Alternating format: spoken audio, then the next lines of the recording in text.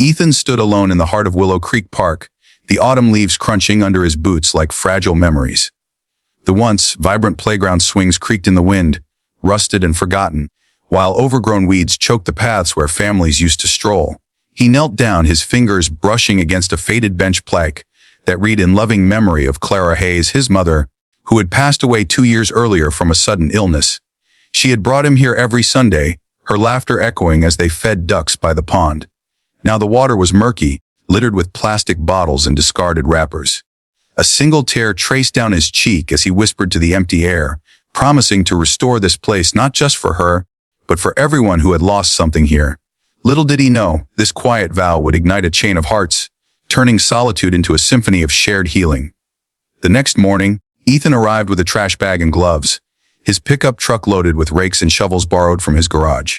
At 32, he worked as a mechanic in the small town of Maplewood, Ohio, fixing cars by day and wrestling with grief by night. His father had left when he was young, and after his mother's death, the isolation had deepened, leaving him with a quiet ache that no engine repair could fix. He started near the entrance, picking up soda cans and cigarette butts, the sun beating down on his back. Hours passed and sweat mixed with the dirt on his hands. Passers-by glanced his way but hurried on, their lives too busy for a stranger's folly. By noon, the park looked no different, an endless sea of neglect. Ethan paused, leaning on his rake, doubt creeping in like the shadows lengthening across the grass. What was he thinking, one man against years of abandonment? That evening, as he nursed sore muscles at home, Ethan scrolled through his phone and decided to post a simple message on the local community Facebook group. Just a photo of the littered path with a caption, "Willow Creek Park was my mom's favorite spot. She taught me kindness here. I'm cleaning it up tomorrow at 9 a.m. Join if you can." No expectations, just hope. He hit send and went to bed expecting nothing. But overnight, the post gathered likes and shares, comments trickling in from neighbors he barely knew. One from an elderly woman named Mrs. Elena Vargas, "I'll bring my gardening tools. Used to picnic there with my late husband." Another from a young teacher, Mr. Jamal Thompson, "My students could use a lesson in community service. Count us in." By morning, Ethan returned to find a small group waiting, Mrs. Vargas with her pruning shears, Mr. Thompson and 5 energetic middle schoolers and a few others drawn by curiosity. They exchanged awkward hellos, but as they spread out picking up debris, conversations bloomed like wildflowers. Mrs. Vargas shared how the park's fountain, now clogged with leaves, had been the site of her wedding proposal 50 years ago. One of the kids, a shy boy named Lucas, admitted his family had moved to town after losing their home in a flood, and this was the first place that felt like a fresh start. Ethan listened, his own story spilling out in bits, the weight on his chest lightening with each shared word. They worked until sunset, filling a dozen bags, but the park was vast, and fatigue set in. As they parted, Ethan felt a spark of connection, yet the challenge loomed larger. How could they tackle the overgrown trails and broken benches alone? The following day brought rain, a steady downpour that turned the ground to mud. Ethan arrived early, determined, but only Mr. Thompson showed up with 2 students. The others had messaged apologies, citing the weather. They huddled under a tarp Ethan had rigged, sorting recyclables, but progress slowed to a crawl. Mud caked their shoes, and the cold seeped into their bones. Ethan wiped rain from his face, frustration building. This was supposed to honor his mother, not drown in futility. Then, an unexpected figure approached, a grizzled veteran named Mr. Harlan Brooks, umbrella in hand, his military jacket dotted with medals. "I saw your post," he said gruffly. "Parks like this kept me sane after Vietnam. Let me help." He rolled up his sleeves, revealing faded tattoos, and dove into clearing a flooded path, his stories of camaraderie in tough times inspiring the group. By afternoon, the rain eased, and a few more locals trickled in, drawn by word of mouth. One brought hot coffee, another sandwiches from a nearby deli. Small acts, but they warmed more than bodies. They kindled spirits. Word spread like ripples in the pond.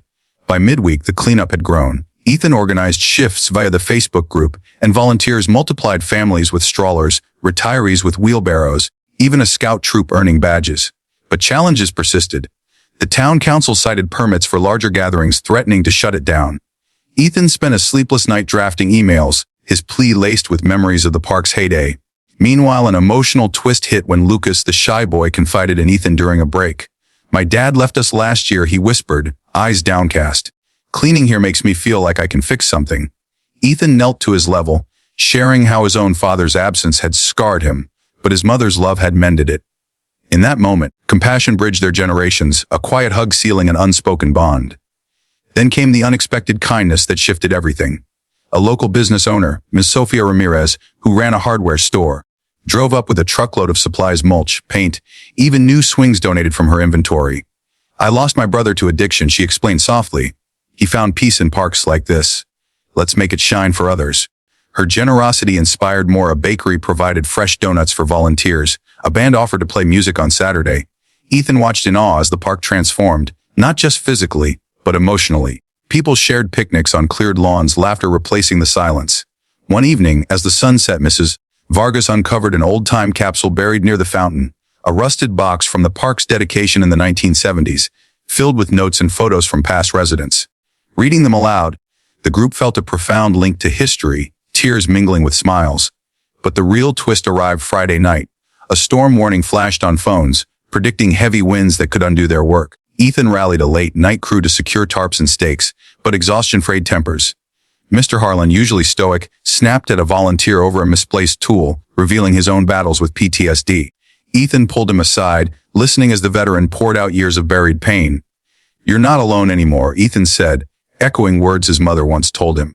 That vulnerability sparked a circle of sharing around a flashlight, lit bench, strangers becoming confidants under the stars.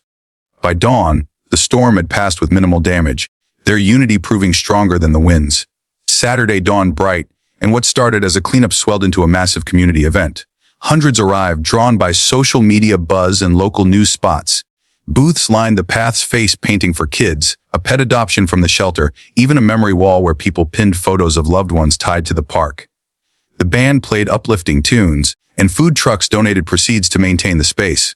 Ethan stood on a makeshift stage, a picnic table, thanking everyone, his voice cracking with emotion. "This isn't just about trash," he said. "It's about reclaiming what we've lost together." Cheers erupted as they unveiled restored features, the fountain bubbling clear, benches gleaming with fresh paint, paths inviting once more. In the crowd, Ethan spotted Lucas beaming beside his mom, Mrs. Vargas dancing with Mr. Harlan, and Ms. Sophia hugging volunteers. The park pulsed with life, a testament to collective kindness. As the day wound down, Ethan sat by his mother's bench, the plaque polished, feeling her presence and the joy around him. He had come seeking solace and found a family. In a world that often feels divided, stories like this remind us that one small act of kindness can spark a movement, healing hearts and communities alike. If this tale touched you, hit that like button, subscribe to Pure Kindness Stories for more uplifting narratives, and share it with someone who needs a dose of hope today. Together, we can spread the power of compassion far and wide.